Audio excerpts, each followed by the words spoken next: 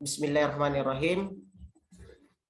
Assalamualaikum warahmatullahi wabarakatuh. Waalaikumsalam warahmatullahi wabarakatuh. Warahmatullahi wabarakatuh. Nah, seperti ini Bapak tengok, karena les Bapak di les-les terakhir sudah pada malas ini Bapak tengok. Iya. Nanti ya, Pak. Semangat, Pak. Iya, Pak. Nah, semangat ya, Nak, ya. Karena kalau nggak semangat nanti tentu kayak manapun Bapak menerangkan pasti nggak dapat. Tapi kalau semangat, apalagi dibarengi dengan ruh semangat jihadnya, karena menuntut ilmu itu adalah kewajiban setiap muslim. Nah, baiklah Nak, seperti biasa sebelum kita memulai pembelajaran, kita mulai dulu dengan berdoa. Bapak minta kepada ketua kelas, anak Bapak Bahrul Siregar, silakan Nak dipimpin doanya. Baik, sebelum kita memulai pembelajaran kita, baiknya kita berdoa sama-sama. Bismillahirrahmanirrahim. Raditu billahi rabban wa bil islami dinan wa bi Muhammadin nabiyyan wa rasulah. Rabbil zidni ilma warzuqni amalan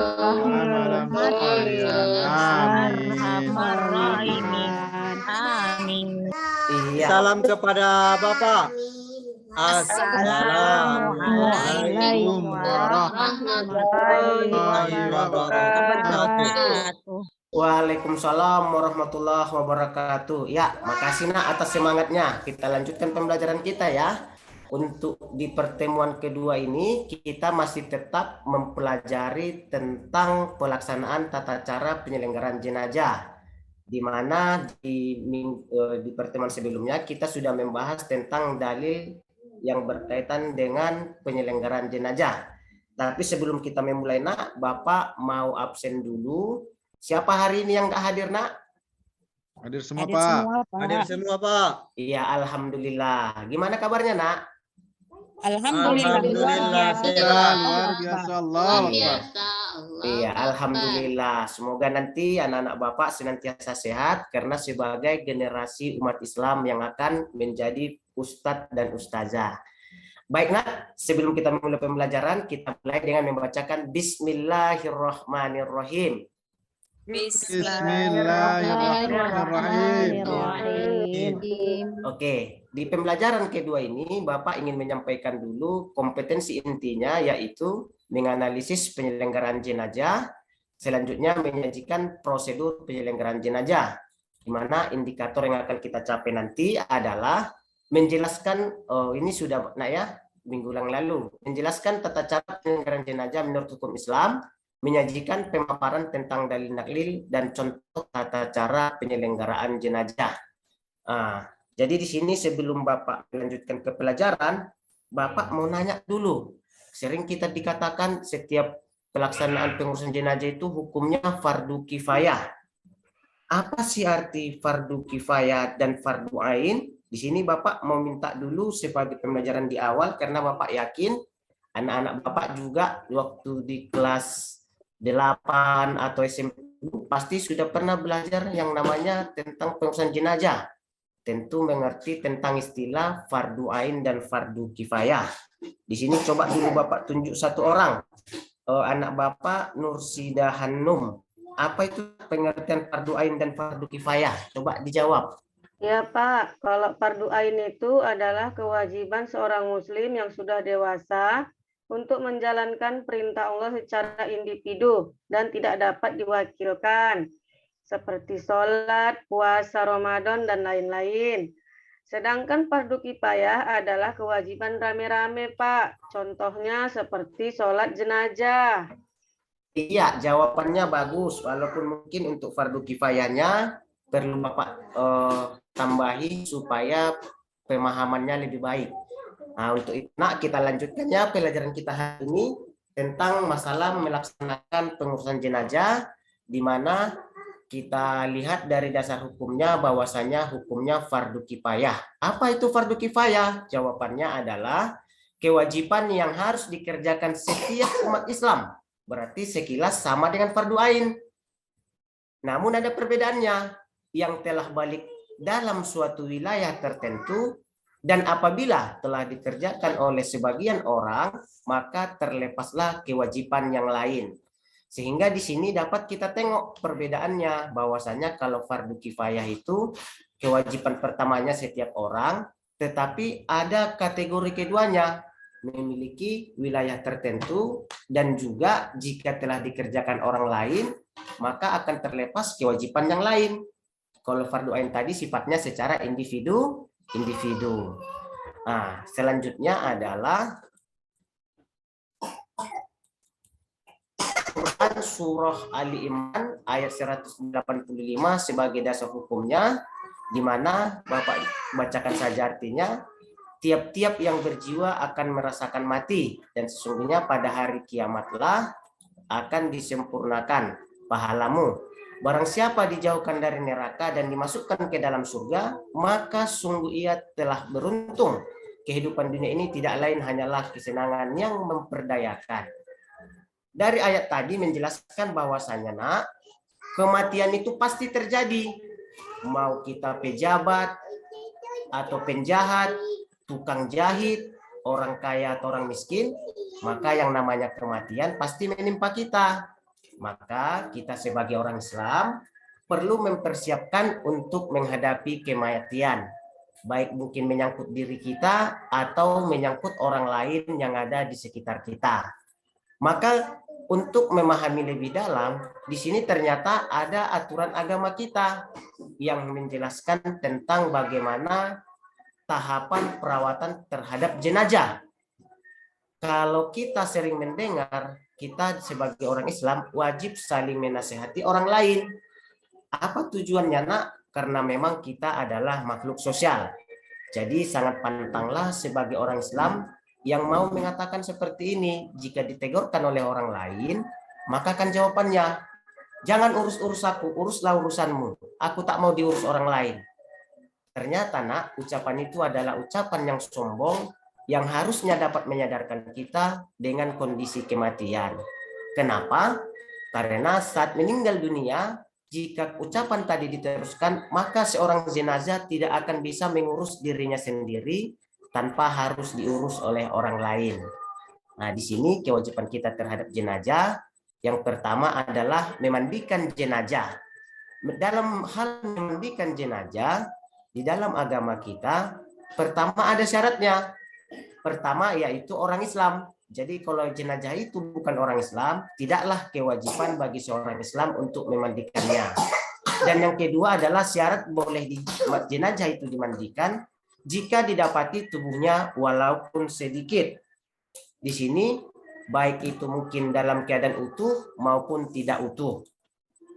Tetapi kalau misalnya jenazahnya tidak ditemukan, contohnya tenggelam di laut atau mungkin kecelakaan udara yang mengakibatkan tidak ditemukannya tubuh orang yang meninggal, maka tidak ada kewajiban umat Islam yang lain untuk memandikan jenazah tersebut.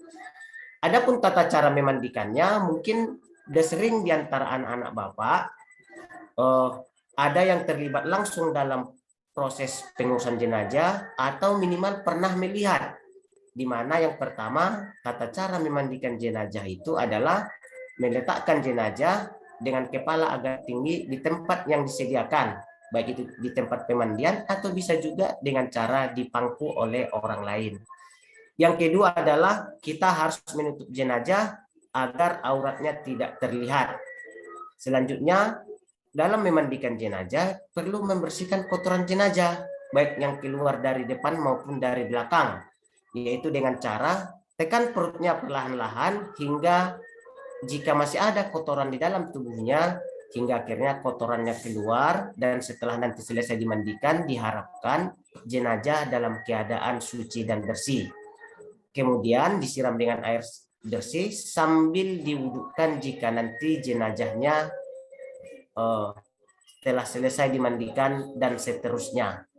Selanjutnya, setelah siap dimandikan, maka bilasan terakhir boleh kita gunakan sebagai perbuatan yang sunnah dengan mengoleskan minyak wangi-wangian. Kenapa? Karena sunnah hukumnya, karena Allah maupun malaikat menyukai yang namanya wewangian. Tetapi perlu diingat, wewangian di sini tidak boleh yang mengandung hal-hal yang dilarang dalam agama kita, seperti zatnya tidak suci atau mengandung alkohol. Dan yang pastinya tidak boleh dikasih minyak urut atau mungkin minyak angin, karena jenazah tidak memerlukan hal yang tersebut. Selanjutnya, setelah selesai kita mandikan, maka kewajiban yang kedua apa? Sebagai seorang muslim terhadap jenazah adalah mengkafani jenazah. Untuk jenazah laki-laki juga ada aturannya, di mana berdasarkan hadis Nabi, ada seseorang yang bertanya kepada Aisyah, di mana pertanyaannya, isi hadisnya adalah sebagai berikut. Berapa lapiskah kain kafan Rasulullah? Maka Aisyah menjawab 3 lapis kain putih. Itu untuk laki-laki. Sementara untuk perempuan lebih banyak lagi agar auratnya lebih terjamin dan tertutup, yaitu sebanyak 5 lapis. Selanjutnya, apabila telah selesai dikafani, kemudian kita akan menyolatkannya. Untuk memahami lebih dalam tentang mengkafani jenazah, boleh kita lihat tutorialnya di berbagai konten-konten YouTube yang bisa kita saksikan masing-masing melalui gadget atau handphone kita.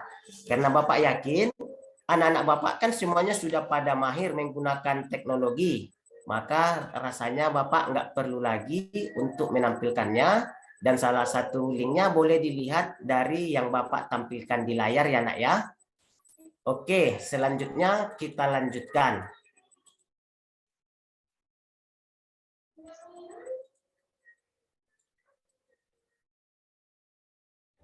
Setelah selesai dikafani, maka kewajiban ketiga seorang muslim adalah mensolati jenazah. Perlu Bapak sampaikan, mensolati jenazah tidak sama dengan seperti mana kita melaksanakan sholat 5 waktu.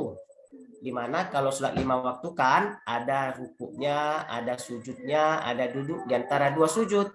Sementara kalau dia sholat jenazah, kita hanya berdiri tegak dan dilaksanakan dengan 4 takbir. Di mana takbir pertama adalah kita membaca, siapa yang tahu? Membaca Saya, mana? Pak. Fatihah. Ya. Bacaan Al-Fatihah. Iya, membaca Fatihah. Sementara bacaan kedua apa? Di takbir kedua apa kita baca, nak? Salawat, Pak. Iya, membaca solawat. Setelah itu, kalau di takbir yang ketiga, apa dibaca? Doa pertama, Pak. Iya, doa pertama untuk jenazah. Sementara kalau di takbir keempat, apa lagi yang kita baca? Doa kedua, Pak, untuk jenazah. Iya, doa kedua untuk jenazah dan keluarga yang ditinggalkan. Di sini juga Bapak meminta bahwasanya kalau kita nanti praktek sholat jenazah kepada anak-anak Bapak perlu menghafalkan bacaan-bacaan sholat jenazah, jangan yang pendek-pendek, tetapi yang panjang-panjangnya. Nah, kenapa? Karena kira-kira begini Bapak bilang, kalau ada yang baik dan terbaik, maka kira-kira mana kita pilih? Yang baik sajakah atau yang terbaik? Yang terbaik, Pak. Iya, jadi di sini Bapak minta, kalaupun contohnya ada bacaan yang pendek, memang sudah sah saat kita melaksanakan sholat jenazah. Tetapi boleh kita bayangkan, nak, seandainya yang meninggal itu adalah keluarga terdekat kita, seperti orang tua kita, atau mungkin kerabat kita, tentunya lah mereka mengharapkan perbuatan terbaik dari kita. Maka dengan cara memberikan yang terbaik, salah satunya dengan melafalkan doa-doa yang paling sempurnanya. Di sini Bapak nanti tidak ingin ada keraguan di antara kita, nak. Mari sama-sama kita pahami tata cara mensalatkan jenazah. Di mana yang pertama dimulai dengan berdiri tegak dan membaca niat. Apa niatnya? Di sini ada 2 macam. Kalau dia perempuan, kita merubahnya dari hazal mayyiti menjadi hazil maitati. Di sini Bapak coba saat Bapak bacakan pertama dan nanti Bapak minta agar kita sama-sama membacakannya secara bersama-sama. Didengar nak ya? Di mana niatnya adalah usolli ala hazal mayyiti arba'at takbirati fardul kifayati. Kalau kita jadi imam, maka imaman. Kalau kita jadi makmum adalah makmuman lillahi ta'ala. Nah, coba dulu sama-sama nak, kita anggap jenazahnya adalah laki-laki. Mari sama-sama kita bacakan lafal niat sholat jenazah. 1, 2, 3. Usolli ala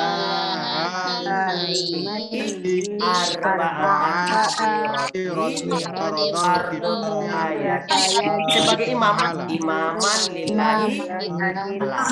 lillahi ta'ala. Oke. Tetapi kalau ternyata jenazahnya perempuan, maka kita ganti menjadi hazihil maitati, bukan hazal maiti. Oke, di sini Bapak juga ingin kita menyeragamkan, jangan ada lagi yang ragu dan keliru. Oke, ayo nak sama-sama kita baca niatnya jika jenazahnya adalah seorang wanita yang telah dewasa. Ayo sama-sama kita baca 1, 2, 3.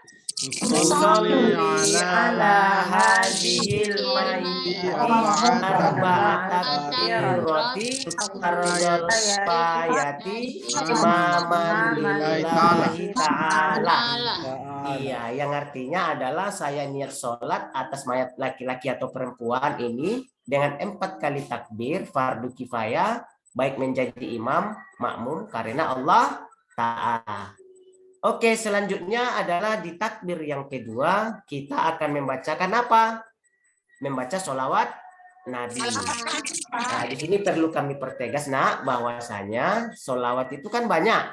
Maka yang kita pakai adalah sholawat Ibrahim sebagaimana yang telah dicontohkan oleh Rasulullah Muhammad Sallallahu Alaihi Wasallam. Ayo sama-sama nak kita baca untuk membaca sholawatnya di takbir yang kedua. 1, 2, 3. Allahumma sholli ala Muhammad wa ala ali Muhammad. Allahumma sholli ala Ibrahim wa ala ali Ibrahim. Ala Muhammad wa ala ali Muhammad.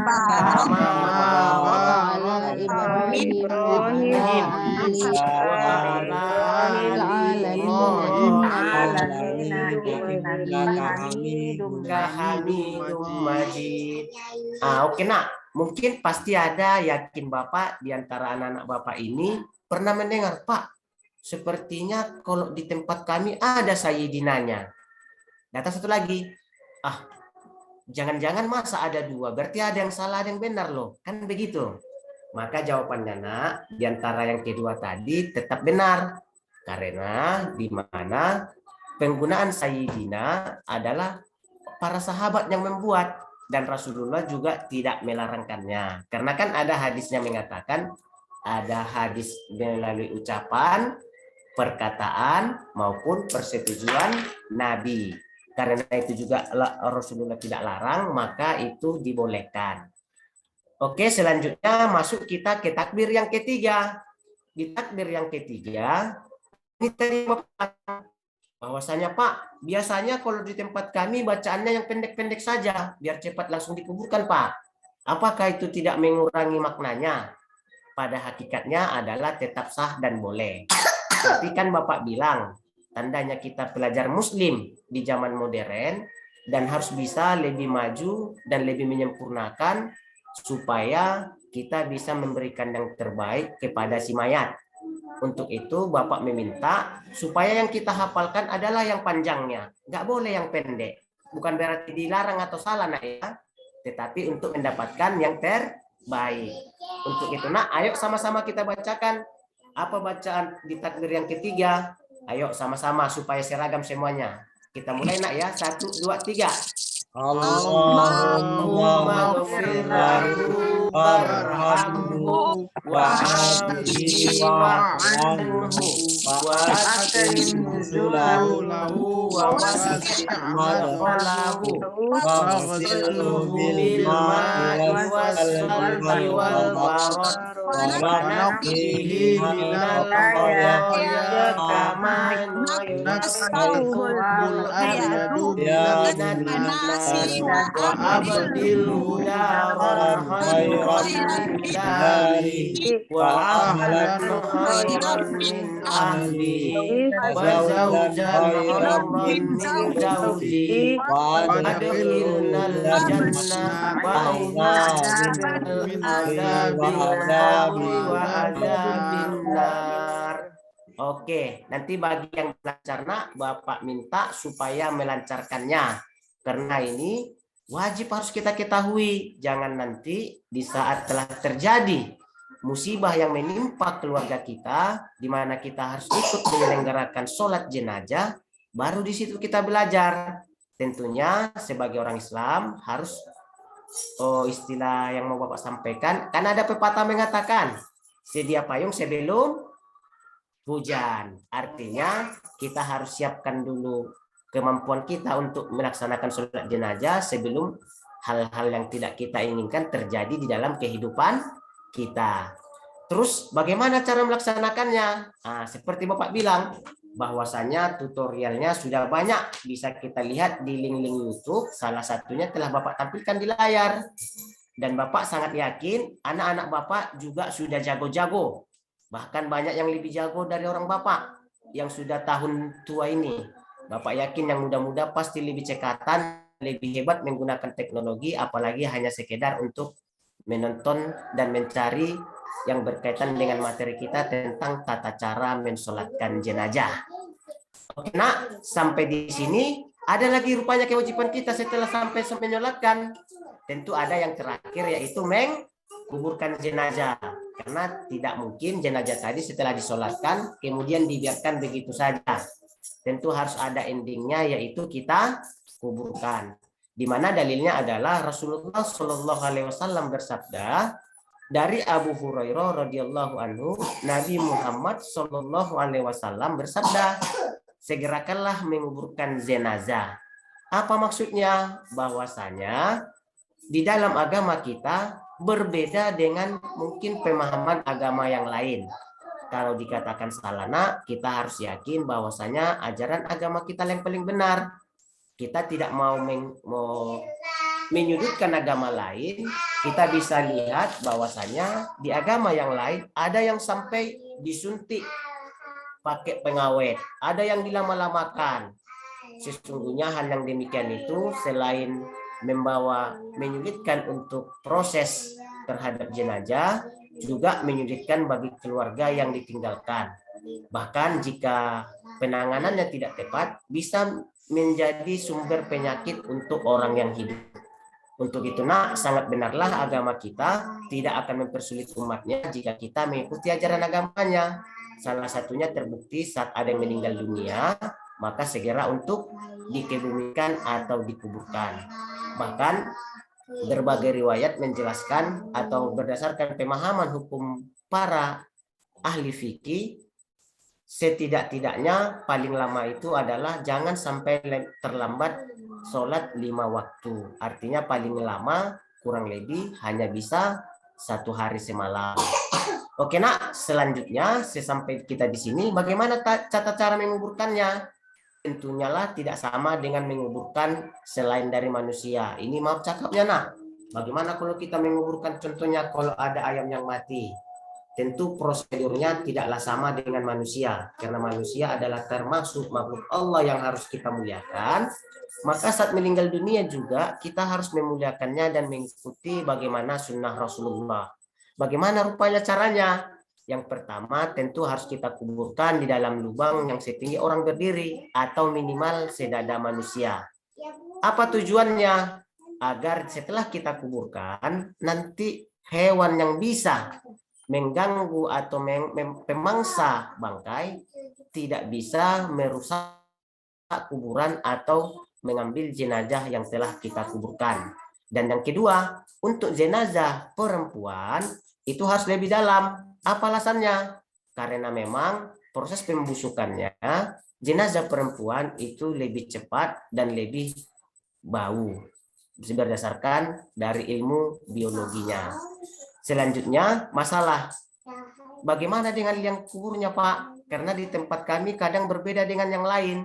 Maka jawabannya nak, setiap kita menguburkan jenazah, dia memiliki liang kubur, ada yang di samping atau disebut liang lahat, ada yang di tengah atau disebut dengan anak kubur. Terus mana yang benar Pak? Jawabannya adalah sama-sama benar. Cuma kenapa terjadi perbedaan ini? Sepanjang yang Bapak pelajari, bahwasanya itu biasanya karena dipengaruhi oleh kondisi tanah. Di mana kalau tanahnya keras, biasanya kita menggunakan liang lahat atau di samping. Sedangkan dengan kondisi tanah yang murah longsor, maka untuk mempermudah proses penguburan jenazah, maka diambil ijtihad, maka dilaksanakanlah dengan menggunakan anak kubur atau yang sering kita katakan liang lahatnya di tengah. Kemudian selanjutnya jangan lupa bagi yang mungkin terjun langsung dalam penguburan jenazah, bahwasanya jenazah itu kain kafannya ada pengikatnya dan itu harus kita lepas. Nah, mengapa Pak? Kenapa kalau harus diikat saja? Tentu ini adalah lebih baik dan lebih manusiawi untuk jenazah untuk memberikan proses penguraian, pembusukan lebih baik dan lebih sempurna.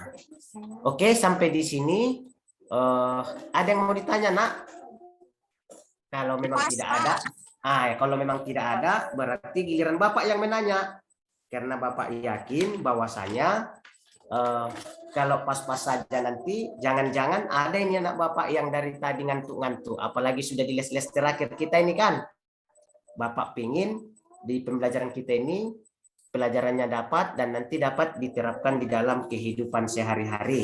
Ini langsung Bapak tes dulu ya. Bapak dulu yang bertanya ya. Siapa yang bisa menjawab untuk mempraktekkan bacaan sholat jenazah di takbir yang kedua? Ayo, siapa yang bisa? Silakan. Saya Pak. Ya, silakan. Bismillahirrahmanirrahim. Allahumma sholli ala sayyidina Muhammad wa ala ali sayyidina Muhammad wa barik ala sayyidina Muhammad kama shallaita ala sayyidina Ibrahim wa ala ali sayyidina Ibrahim fil alamin innaka Hamidum Majid, Pak. Iya, benar. Berarti Ibu Irdayani ini termasuk orang yang paling aktif dari tadi Bapak lihat. Bagus ya, beri tepuk tangan dulu untuk anak kita Irdayani. Selanjutnya Bapak ingin mengasih pertanyaan kedua. Siapa yang bisa mempraktekkan bacaan takbir ketiga dalam sholat jenazah? Ya Pak. Silakan, Nak Bahrul. Allahumma ghfir lahu warhamhu wa'afihi wa'fu anhu wa akrim nuzulahu wa wasi madkhalahu waghsilhu bil ma'i was salji wal barad wa naqi minal khataya kama yunaqqas yad minad danas wa abdilhu daran khairan min darihi wa ahlan khairan min ahlihi wa zawjan khairan min zawjihi waqi fitnatil qabri wa azabin nar. Oke, mantap. Berarti anak Bapak Bahrul sebelumnya sudah hafal ya bacaan ketiga. Beri tepuk tangan dulu, aplaus. Oke, Nak, selanjutnya karena dari tadi Bapak yang bertanya, Bapak pengen dulu mana tahu. Karena Bapak yakin bisa jadi di dalam pembelajaran ini ada sesuatu yang kurang dipahami, maka ingin ditanyakan. Nah, ini Bapak mau mereview dulu sejauh mana pemahaman dari semua peserta didik Bapak hari ini. Siapa yang mau bertanya, Nak? Silakan kalau ada yang mau ditanyakan. Sudah pas Pak, habis waktu Pak, sholat maghrib. Oh iya, kita mau pulang ya? Iya. Nah, kalau begitu Nak, untuk selanjutnya karena memang mungkin sebentar lagi sudah mau bel, kita mau pulang. Maklumlah kita biasanya di jam-jam terakhir ini sudah ngantuk pula ya. Untuk itu Nak, Bapak hanya memberikan penugasan di mana untuk pertemuan selanjutnya Bapak minta kita dibagi menjadi 3 kelompok, di mana masing-masing kelompok Bapak tugaskan untuk berdiskusi. Apa diskusinya? coba dulu diskusikan nak, bagaimanakah pengurusan jenazah yang ditemukan tanpa identitas. Tidak tahu kita apa agamanya, apakah Muslim, Nasrani, Majusi, atau mungkin tidak beragama. Dan jika yang menemukan itu adalah kaum muslimin, apakah perlu kita laksanakan fardu kifayahnya? Untuk itu nanti tugasnya akan Bapak nilai dan kita jawab di pertemuan selanjutnya. Dan sebelum kita tutup pembelajaran, di sini Bapak ingin menyimpulkan dulu dari isi materi kita di siang hari yang berbahagia ini, di mana sebagai kesimpulan yang pertama, menyelenggarakan pengurusan jenazah bagi umat Islam yang telah balik hukumnya adalah fardu kifayah. Yang kedua, pengertian dari fardu kifayah ialah kewajiban yang harus dikerjakan setiap umat Islam yang telah balik dalam suatu wilayah tertentu. Dan apabila telah dikerjakan oleh sebagian orang saja, maka terlepaslah kewajiban yang lain. Dan yang ketiga, kewajiban umat Islam terhadap jenazah ada 4, yaitu memandikan, menguburkan, mensolatkan, dan menguburkan. Sementara takziah dan ziarah kubur bukanlah sebuah kewajiban, melainkan sebuah perbuatan yang sunnah. Demikian nak untuk pembelajaran kita di siang hari yang berbahaya ini.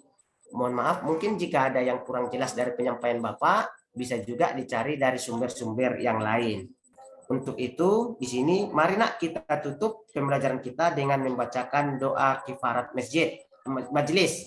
Untuk itu ayo sama-sama kita baca nak, 1, 2, 3. Bismillahirrahmanirrahim. Subhanallah wa bihamdika asyhadu an la ilaha illa anta astaghfiruka wa atubu ilaik. Wabillahi taufiq wal hidayah. Assalamualaikum warahmatullahi wabarakatuh. Waalaikumsalam warahmatullahi wabarakatuh. Alhamdulillah, terima kasih kepada Pak Budi Luhur Huta Barat yang telah memberikan presentasinya. Ini sudah masuk waktu maghrib. Kapan kita lanjutkan satu lagi, Bu Nursida Hanum? Habis selesai maghrib ini kita pending atau lanjut? Oh ya, ini dari PT panitia lagi karena besok. Jadi ada pertemuan lagi habis sholat bersama ini. Jadi kita melanjutkannya bisa habis maghrib ini untuk Ibu Nursida. Kita pending waktunya. Bisa, Bu. Bisa, Bu. Ya. Berarti habis sholat maghrib ya, Bu? Ya, jam berapa kita masuk lagi? Jam 7, Bu. Jam 7 kita ini, jam kita tetap kita pasang terus. Iya, Bu. Bagusnya tetap dipasang aja, Bu, biar biar nggak repot lagi kamu. Iya. Boleh Bapak Ibu ya, jam 7 kita masuk lagi. Ya, Bu. Ya, Bu. Insyaallah bisa, Bu. Ya, kita Siap, tutup Bu. dulu. Siap. Bu Nispa, tolonglah dipoto bersama dulu. Oh iya, Bu. Kemarin lupa. Oke, Bu. Tolong Bapak Ibu buka Zoom Kameranya. Kameranya. Silahkan dibuka Bapak Ibu kameranya. Kita foto bersama. Oke, sudah? Sudah. 1, 2, 3. Oke. Oke, Bu, sudah, Bu. Alhamdulillah kita tutup saja ya Bapak Ibu ya untuk ini kita lanjutkan di jam 7 insyaallah. Assalamualaikum warahmatullahi wabarakatuh. Waalaikumsalam warahmatullahi wabarakatuh. Kita tutup dan kita lihat suaranya.